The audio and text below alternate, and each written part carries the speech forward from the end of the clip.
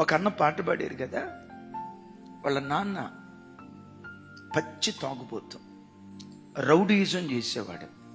కుటుంబం పూర్తిగా పతనం అయిపోయింది. ఎందుకు పతనం అయిపోయింది అంటే తండ్రి కొన్న వ్యసనాలను బట్టి, దురలవాట్లను బట్టి, చేసిన రౌడీయిజాన్ని బట్టి. తో ఇదొక కుటుంబరా?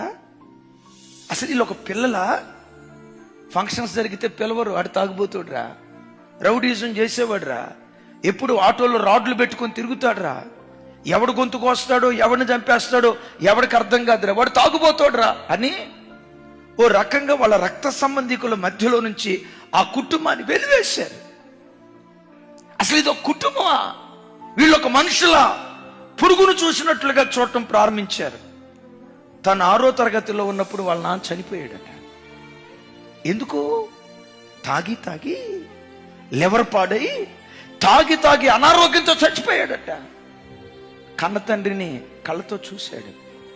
నా తండ్రి నా ఇంటికి దీపంగా ఉండాల్సినోడు దీపంగా ఉండకపోక శాపంగా ఉండటానికి ఆ త్రాగుడే కదా కారణం, ఈ స్మోకింగ్ కదా కారణం, ఈ రౌడీజమే కదా కారణం, ఈ కొట్లాటే కదా కారణం అని 6వ తరగతి చదివేటప్పుడు నిర్ణయం తీసుకున్నాడట. దేవా, నేను బ్రతికున్నంత కాలం, నా బ్రతుకు కాలములో మద్యాన్ని నా జీవితంలో ముట్టకూడదు, గొడవలకు నేను వెళ్ళకూడదు, అల్లరి జనంగా బ్రతకూడదు.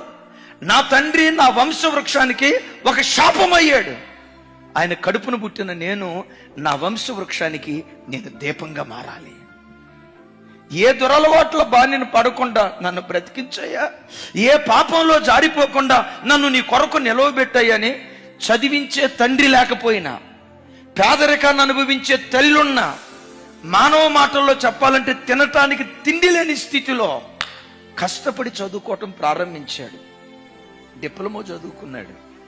బెంగళూరులో హెచ్ఏఎల్ కంపెనీలో గవర్నమెంట్ ఉద్యోగాన్ని సంపాదించాడు. ఆ బిడ్డ బంధువులంతా ఏమంటారో తెలుసా? మీ నాన్న మన కుటుంబానికి శాపం అయితే ఇదే కుటుంబానికి నువ్వు దీపం వంటి వాడిగా మారేవయ్యా.